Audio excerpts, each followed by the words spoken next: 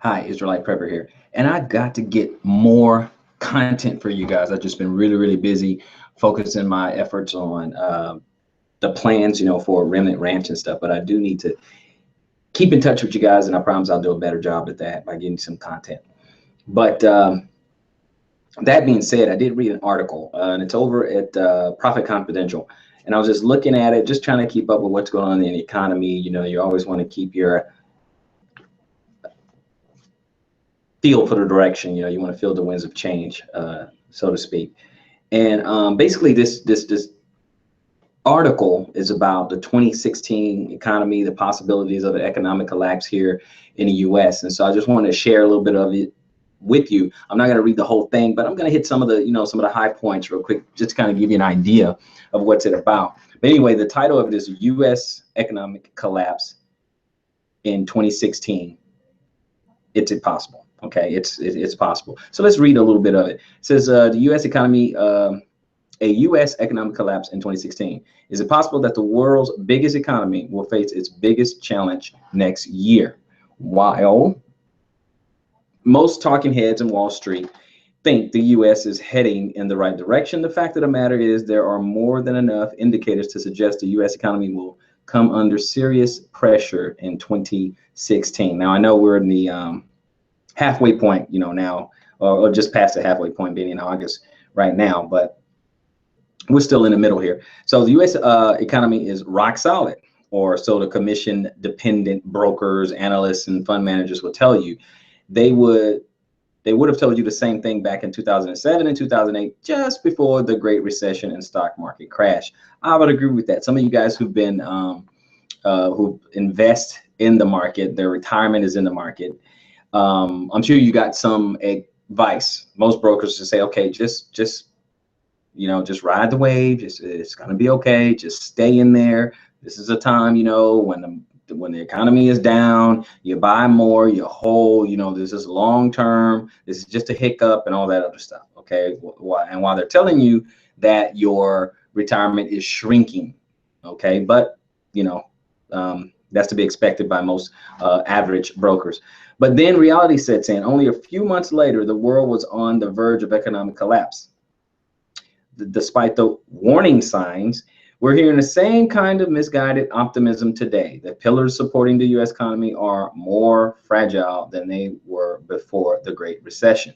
Despite being in the midst of a so-called recovery, the global economy still appears to be in recession. American workers aren't benefiting from the long attitude bull market. Underemployment remains high, and inflation is much higher than U.S. government official tally. A third of Americans have no emergency savings, and most worry more about their finances than anything else. Do you agree with that? That most people are concerned about their finances. I would have to agree with that. This is all after trillions of dollars and years of meddling from the Federal Reserve and other central banks around the world. As a result, the U.S. could experience an economic collapse in 2016. It's possible. It's completely possible.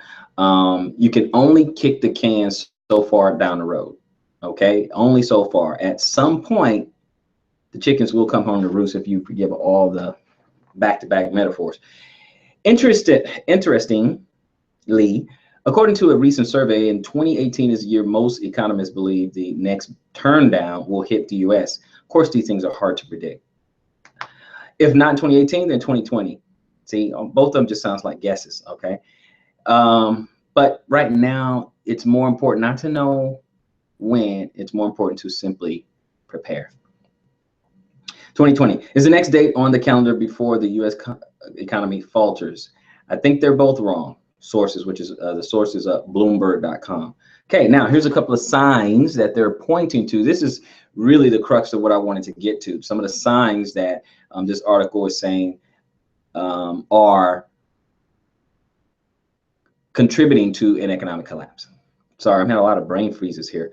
Let's see here. Sign number one. Sign number one, the government statistics hiding U.S. economic collapse. I completely agree with that. Obviously, they don't want to start some sort of panic or whatever, so they're not going to be completely honest with us in the news.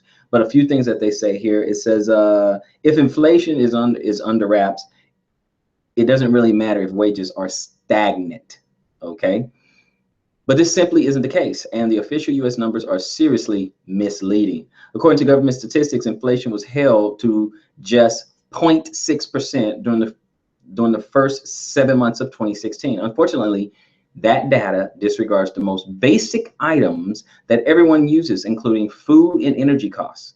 This source is the Bureau of Labor Statistics. Alternative non-government measures of inflation tell a completely different story. The Chapwood Index is an alternative inflation indicator that looks at the unadjusted costs and price fluctuations of the top 500 items that Americans spend their money on in the 50 largest cities in the country. That's chapwoodindex.com if you want to go there. The index looks at the fluctuations in the cost of items such as Advil, Starbucks coffee, insurance, insurance, gasoline, tolls, fast food restaurants, toothpaste, oil changes, car washes, cable TV, the internet service, cell phone services, dry cleaning, movie tickets, cosmetic, gym membership, home repairs, piano lessons, laundry detergent, light bulbs, school supplies, parking meters, pet food, and People magazine.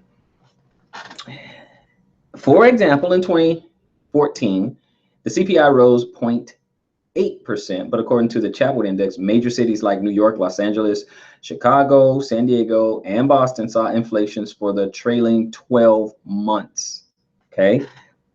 In San Jose, the Chapwood Index registered a 13.7 rise in the cost of living. Even Colorado Springs, the city with the lowest increase of 6.6, was still 5.8% higher than the official CPI figures. See, the figures that they give us are inflated, just like the unemployment rate and all that. It's all inflated. It's designed to paint a particular picture to you so that you don't panic. Now, while they keep you calm and keep you from panicking, they, meaning the powers that be, they are preparing. Are you? Okay, so let's go. Sign number 2, okay? Real wages falling for average Americans.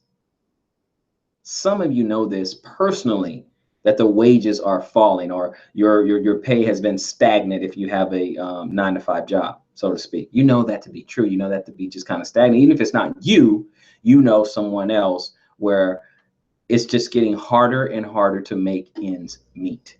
Okay, but let's look at some of these wage statistics. Roughly 70% of the U.S. gross domestic product, the GDP, comes from consumer spending. It's actually pretty sad. The operative word there being consumer. So you can't really predict what the U.S. economy is going to do unless you see how the average American is doing. And that's fair enough, but it's not going to be pretty. In spite of the highly touted unemployment rate, the unemployment rate, those workers part-time who want full-time work and those who have stopped searching but want a job, remains above 10%, but that's not usually what's reported to us. Okay. On top of that, most U.S. workers have not seen any improvement in their wages. In fact, when you factor in inflation since the recession apparently ended in 2009, wages have declined for most workers. That source is the NELP.org. Okay. All these are 2015 because you need the whole year, and we're halfway through this year. That's a 2015 article. And let's see here. I have, let's say, entered evidence between 2009 and 2015. 20% of the people in the lowest paid occupations saw their wages decline on average of 5.7%. Those included people working in retail, food preparation, personal care aides, cleaners, and home health aid. I'm sorry. Specifically for restaurant cooks, the decline was 9.8%. Food prep workers 7.7%, and for home health workers 6.2%. For all U.S. workers, the purchasing power of their average income declined by 4%, meaning the cost of living in the U.S. outpaced any increase in pay. You know anyone like that? Is it you? This suggests that millions of Americans have little to no economic security. Ain't that the truth? But now, I'll let you read the rest of that section there. Let's move on to the third sign. The third sign says millions of Americans have little to no money. We can stop right there. We can pretty much stop right there and go to the next, but I'll read just a little bit. Not only are Americans making less and having to spend more, they also have little to no money set aside for emergencies. Is that not true? According to one report, roughly one third, 34% of American adults do not have any emergency savings. That means 72 million Americans have no safety net in case they lose their job, have unexpected expenses, or can't afford the rising cost of living expenses. Okay, neighborworks.org is where that article can be found. Almost half, 47%, said their savings would cover their living expenses for 90 days or less. Added up, and 81% of Americans are either at the breaking point or just 90 days away from it. 90 days away from it. The people who live paycheck to paycheck, I mean, how devastated would someone's life be if the next week or the next 2 weeks from now, they don't get a paycheck at all? No paycheck at all. Devastated. Bills are not going to get paid, and someone's not going to be able to eat. So that's how close it is. Something for all of us to think about. I'll move on to the next section. Sign number 4, U.S. interest rate hike could cripple America. Interest is going up, is it not? Those central banks and the Federal Reserve fund rate has been coming down for more than 30 years. That means virtually everyone with a mortgage, loan, or credit card debt is used to low interest rates environment, but that's about to change. Most expect the Federal Reserve to raise interest rates later this year. So, if so, it will be the first time it has raised interest rates in 9 years. And with nowhere else to go but up, it will put an end to free, cheap money.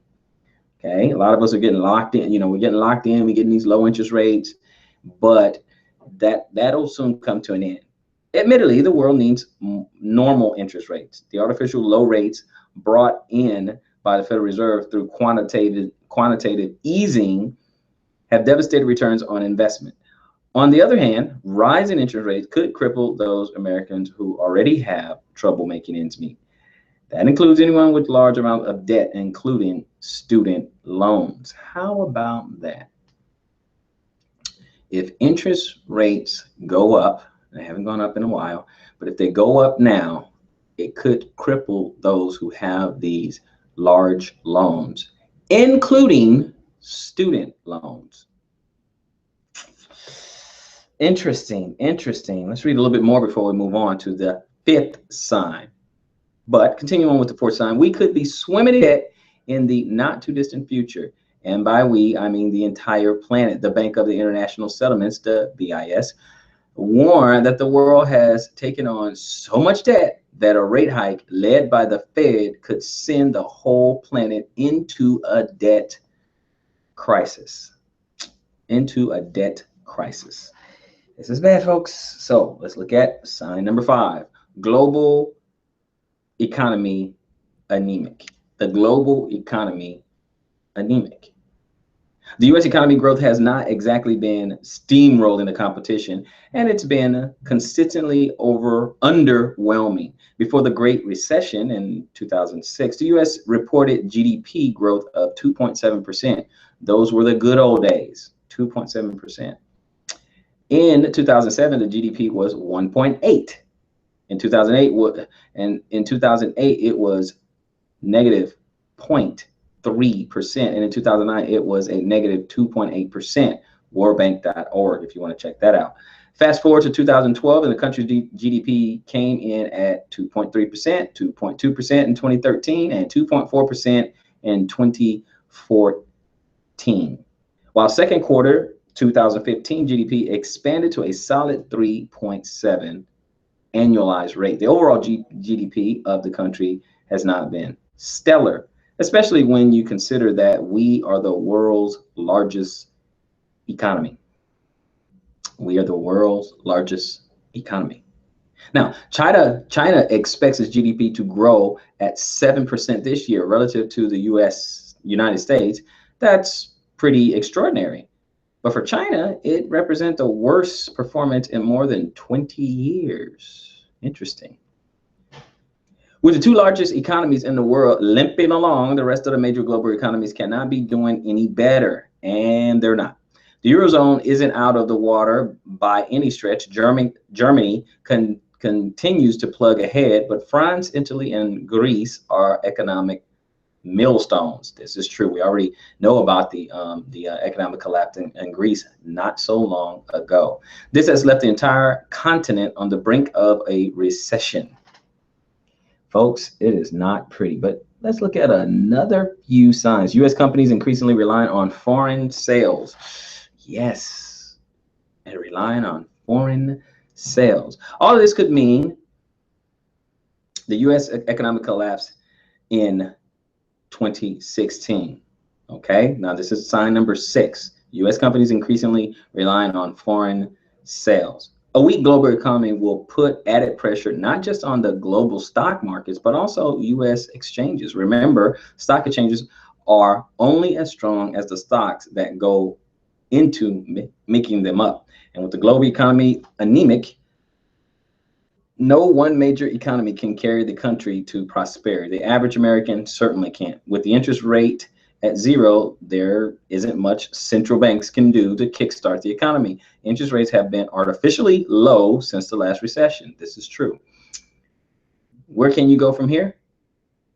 A study by the BIS found that much of the global financial system is anchored to U.S. borrowing rates.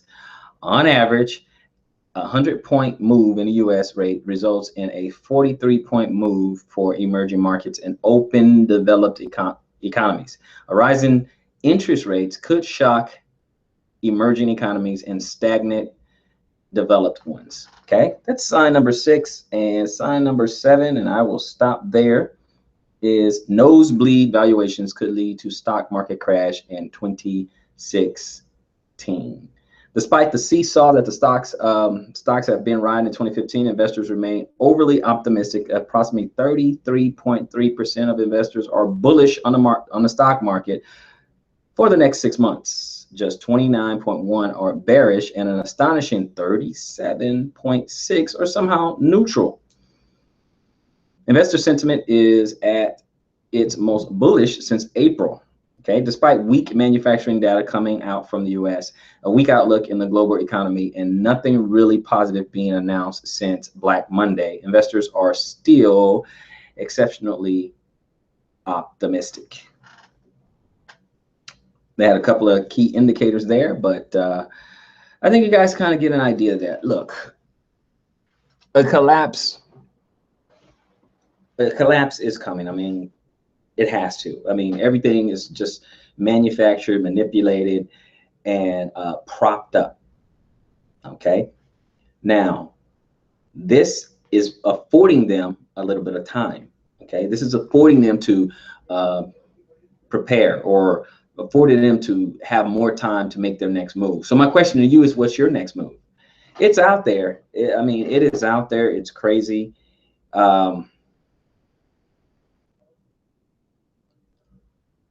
We've been hiding. We've had our head in the sand much, much too long, and we got to do something about it. We got to open our eyes, for one. Open our eyes.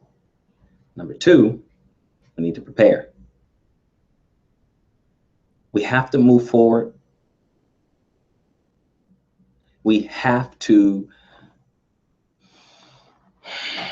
see the world the way it is in order to prepare properly. I know a lot of us want to be Pollyanna and see the world the way we would like it to be, but it is going against reality. So we don't know exactly when. I can't give you a date. Economists can't give you an exact date. Okay, this is the day it's going to collapse. Because by all accounts, it should have collapsed already. So everything right now is artificial. Most reserves, most currencies run its course about 40 years. And we're overdue. So we should look at this time and see it as some type of blessing or something. It gives us a little bit more time to prepare, a little bit more time. So is a collapse coming? Yeah. When? We don't know. But what are you going to do about it? Shalom.